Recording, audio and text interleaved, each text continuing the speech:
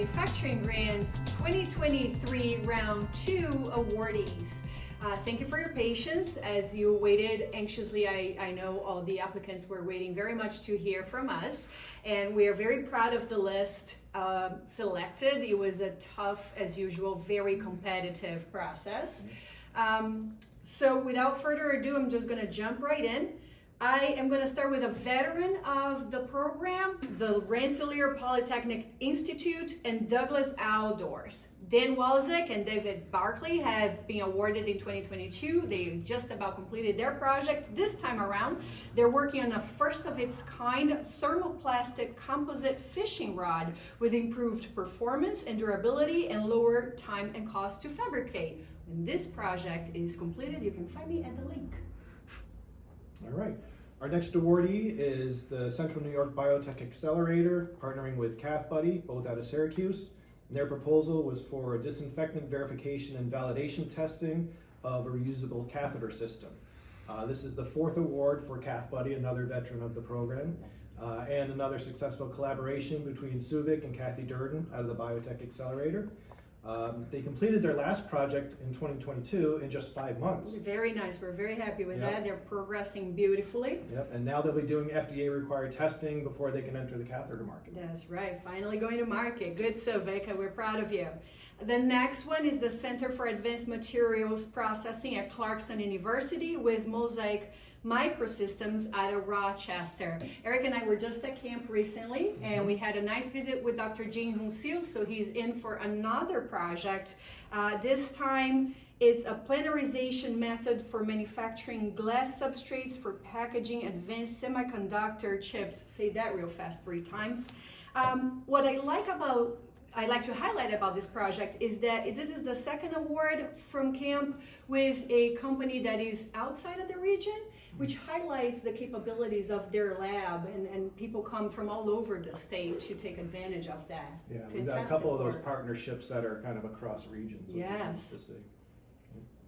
All right, number 4 is NextCore, our Finger Lakes MEP Center, partnering with Prolivio, both out of Rochester.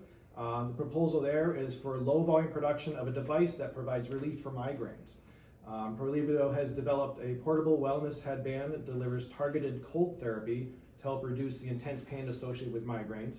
And this award will lead to production of their first 1,000 units, which will be available for sale online. That's right, very nice. The next up is Northeast Center for Chemical and Energy Storage at Binghamton University, partnering with Dynamic Battery Corporation. So everybody's out of the southern tier for a integration and validation of fast charging lithium battery cells using microstructure electrodes. There's a lot of innovation coming out of that area, the Binghamton University and Kauffman. Dynami and Nisses are new to the fund, so we're very excited to be adding them to our portfolio and to support this project and to take Dynami's project to industrial level production. Very good. In fact, another one out of Binghamton. So IEEC, the Integrated Electronics Engineering Center at Binghamton, is partnering with Opal Wearables out of Brooklyn. So another cross-region collaboration. Yes. And their proposal is to build a smart ring for personal safety. So our friend Benson Chan is going to work with Opal's founder, Jen Chang, who's actually just at our hardware manufacturing workshop we recently hosted. They're going to be building a proof of concept for this smart ring, and it's basically a ring that has a very discreet mechanism to call 911 in case of emergency. Very nice product. It's nice to be working with Benson again. Hi, Benson. So we'll be in touch soon.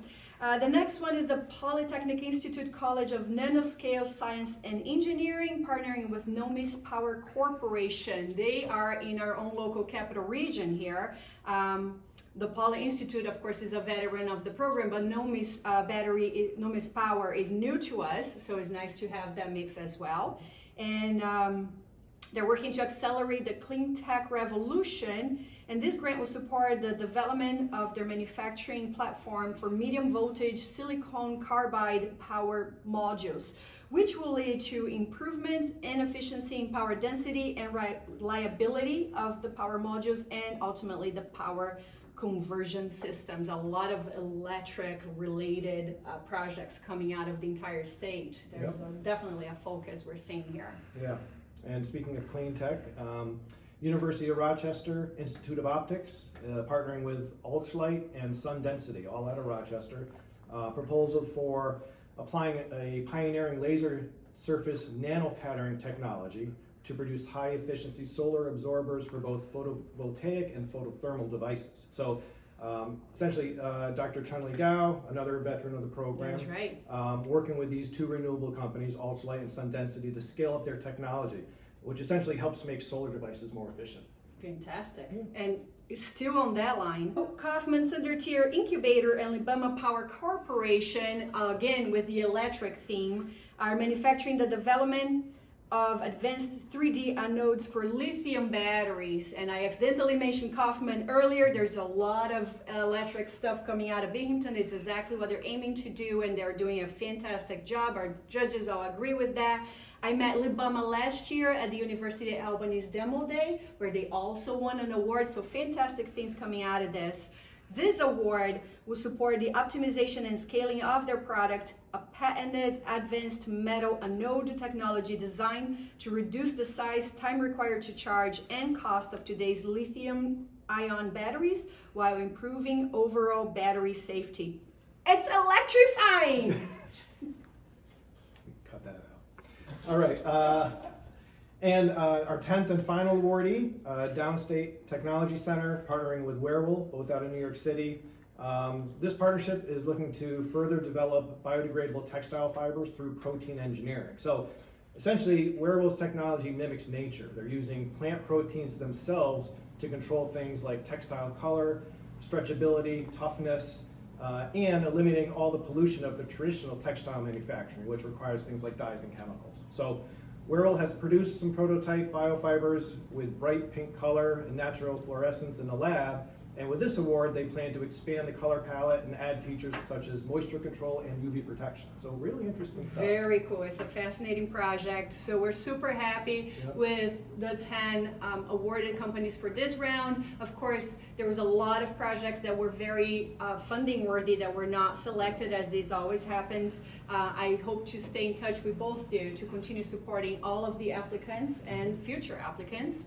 And on that note, I'd like to invite everybody to attend our New York State Innovation Summit in Saratoga at the City Center, October 16th and 17th, where you can also get to watch the pitches for the commercialization competition. So applications are already closed. We are currently selecting the 12 finalists that will get to pitch live.